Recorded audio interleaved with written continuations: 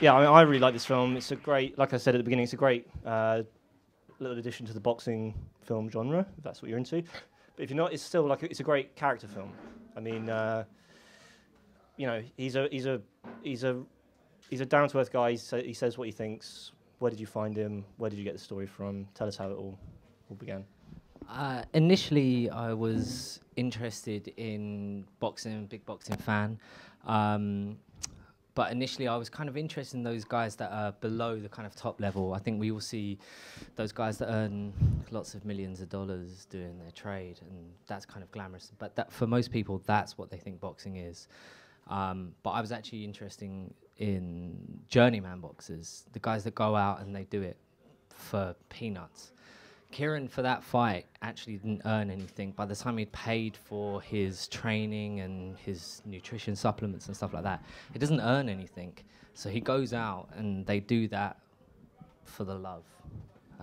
He doesn't care about the money. He doesn't give a shit about any of that.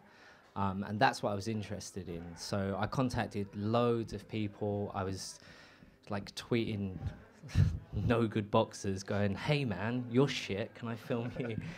And because of that, I ended up getting put in touch with Kieran before the fight, actually. And yeah, after I found out what happened, I actually turned down the opportunity to go and film the fight, ridiculously. And then after I found out what happened, I emailed him. I was like, are you still interested in maybe being on film? And the first interview that I actually did with him was like 2 weeks after the fight. And at that point, he was still had like blood coming from his nose, from his brain, and he was still all over the place. So like, I was just really lucky to find such a great character, really. Yeah, and how long did you spend building up that relationship? Because obviously, like you guys, I mean, you guys must obviously have quite a rapport to be able to get some of the sort of some of the interview pieces out of him. You're talking about some very personal things, and getting him to take you around the space where he actually went unconscious, was injured. How long did you spend just getting to know the guy before you started rolling on camera? The first time I went to film with him, I actually just thought that it would be part of a wider film about boxers. But after I spoke to him, he was really open, he was really warm, and so I just decided after the first filming to carry on film with him because I thought it was a good story, and he told me about his ambition to open up a gym, and his sole aim for opening up the gym was he wanted to stay involved in boxing, but also just wanted to give something to the community. That was his whole focus, was how do I make sure that these kids don't get in trouble and they can do something good. So I thought that was more interesting, and then it literally took 16 months of filming, because when someone wants to open up a gym, it doesn't happen overnight, so you can't just go, oh, can I come back on Saturday? And obviously that was up in Manchester, and I was at university down in Brighton, which is like opposite end of the world, so I literally had to just schlep up to Manchester every time I wanted to film with him. And so it was capturing those key moments. So when he opens the gym, when he's decorating the gym and stuff like that, these scenes are like 4 or 5 months apart. And in between, there's nothing you can do. You just go, how's the gym going? Like, oh yeah, we're painting. Okay, I'll come up. Like, so it's from start to finish. The actual filming process was 15, 16 months. Like, and it just took the more time we spent together, the more we got on with each other. It was constant contact, and yeah, that was the way we built the relationship. It took a long time. Are there any questions for Mark at this point? No? Okay. So, I mean, one of the things we talked about before, which I found really interesting, was this idea of when we talked about when people retire at an older age. Most of us are looking to retire at an older age, our parents or what have you. But then when someone's kind of forced to retire like this at a very, very young age, what does that do to you? You're still a very young man or young woman, top of your game, apart from some kind of debilitating injury, and you're forced into retirement rather than looking forward to it. Did you begin to see any of that? Is that where that idea of yours came from? How did you kind of try and insert that into what we just watched? I think the retirement aspect is weird. I mean, it's a strange concept to think of someone at 22 retiring, especially an athlete. You know, he's probably 5 years off his prime when he retired. That was the biggest fight of his career, and the guy that he actually fought has gone on to fight for world titles. He'll be fighting for a world title next month. So they gave each other hell for 10 rounds. Like, they beat the shit out of each other. And he was forced to retire, but he didn't even... He probably knew that was a possibility, but he didn't actually ever consider it. You know, he was so early in his career, he just didn't think that was going to happen to him. I mean, whoever does, but the whole process of retiring, I don't know, that was what he struggled with, and that was why I was interested, is because he's 22, he's forced to retire. You know, I've got a younger brother who's 22, and I just kept comparing him to me, and I was thinking, my brother hasn't even got a fucking job, like, like, hasn't got a fucking career. This guy has just, like, had his career snatched away from him. And so, yeah, it seems a bit fucking cruel. Like, Well, how does he deal with that as such a young guy? You don't even really have much. he teaches kids to box. He gets 9-year-old kids from the end of his road and goes, come to my little warehouse where I put a boxing gym up, and I'll teach you to box for 50p a week. And that's all he gives a shit about. He doesn't care about the money. He doesn't care about anything. His trainer was in Ireland. And if you're working as a tarmacker and you've got no money, it's a pain in the arse to go to Ireland and then pay for hundreds of pounds of supplements and then to get yourself ready for a fight. So he never made a profit on any fight. I think he had 14 fights before he retired. He never made a profit, ever, ever, ever. He had to work as a tarmacker and then go. And that's what interested me. These people don't do it because they think they're going to get the riches of Floyd Mayweather and whatnot. Like, they do it because they love boxing and they think they're good at it, so they give it a crack. And he works as a trainer now. He doesn't earn any money. He literally just earns enough money to keep himself alive and to keep things ticking over and to keep his gym open. But all he wants to do is just make sure that the kids around his area, they don't get into trouble because they're busy boxing and they've got something to focus on.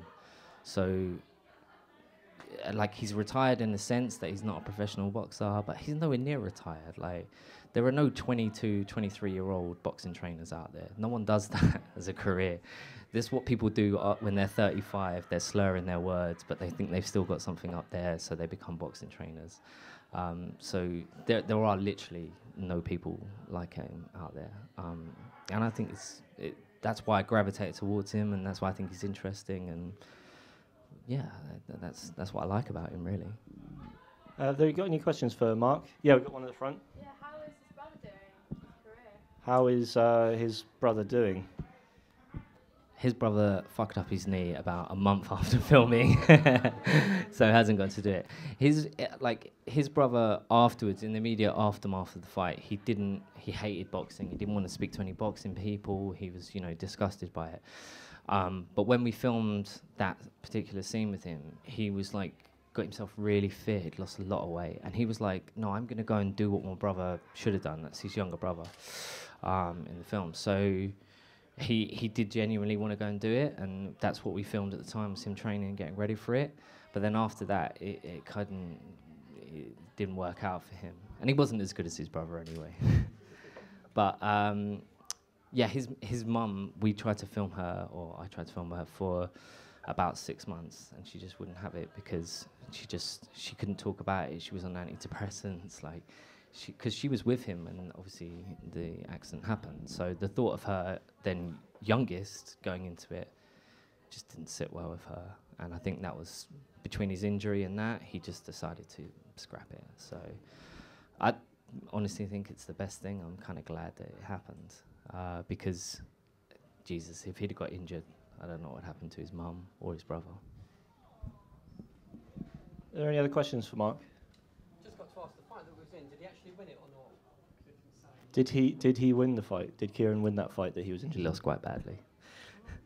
No, it was a really close fight, but yeah, the other guy was scoring the points. But they literally beat the shit out of each other, and yeah, as I said, that guy's gone on to like world title fights now. So that was in 2012. So 3 years later, that guy is now fighting for world title fights. And although he beat him quite comfortably on points, you know, it was a pretty decent scrap. And it's not ridiculous to think that if Kieran at 22 had carried on, he would have been having world title fights now, like at all. The guy he fought at that level. So yeah, he didn't win, but he gave him a tough fight. There's one more question in the middle. Yeah. Just tell us something about how you marketed and sold your film. Well, yeah, this is something we should bring up. You did get this on TV. You got this broadcast. Why don't you tell these guys how you did that? So he was actually invited to a specialist boxing channel, Box Nation, down in London. So when I found out that he was going to appear on one of their weekly shows, I asked if I could go along with him, and they let me come along. And while I was there, the presenter, the execs and stuff, they'd grabbed me and was talking to me and like, what you feel, stuff like that. So I told them a bit, and they gave me the contacts for the guy that controls the channel. And then I just relentlessly called him for 6-8 months. Set up a meeting, I showed them like a 2-minute trailer, I gave them a budget and a proposal how I wanted to film it. So this film started off as a student project, so it was supposed to be 20 minutes for my masters. But I just cut down like a 2-minute taster, sent it to them, sent them a pitch, went in, and I didn't have a fucking clue what I was doing. I just literally stood in front of like this exec and the controller of the channel and was like, this is what I want to do, this is how much money I need. And then they said to me, like, we can give you a little bit of money, but we can also support you with the resources that you need to finish it. So they gave me an exec, they gave me an editor, they gave me some use of their facilities. And then, yeah, they were quite cool in terms of, they said that we don't want any rights, we're not talking about any of that, we'll just give you a lump of cash, we'll help you finish it, and then just let us broadcast it till the end of the year. So this film was broadcast on their channel about a year ago. Yeah, so which is quite cool. If there's any more questions? Yeah, and again at the front. Just to add to that, so what was the difference between the film for your masters and how it ended up with, like, you know, the extra cash and resources from Box Nation? So how did the film change from your original student? Yeah, when I say masters film cash, to it wasn't like a broadcast? bag of cash. There's a few coins. How did you invest your millions, Mark? So they gave me an editor. They gave me a use of an edit suite, which was fun. This film was filmed on 7 different cameras because I was just using whatever my university had to give me at the time. So I turned up at the edit with like 4 different drives.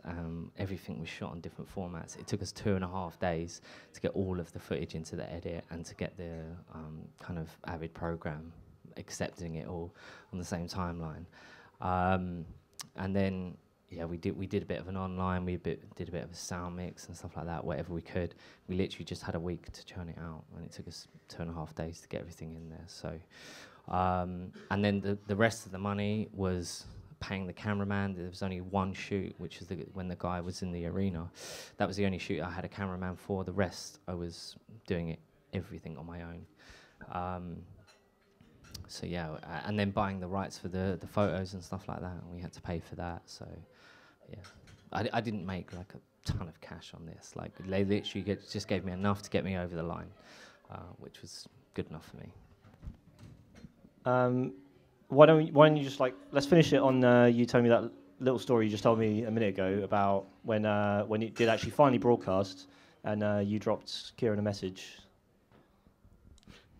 It was quite awkward actually. Like we get on really well, but it's still quite awkward and we're still quite standoffish. I think the biggest mistake I made was the first or one of the times I went there. They asked if I wanted a cup of tea, and I asked for an Earl Grey, and they just didn't have a clue what was going on.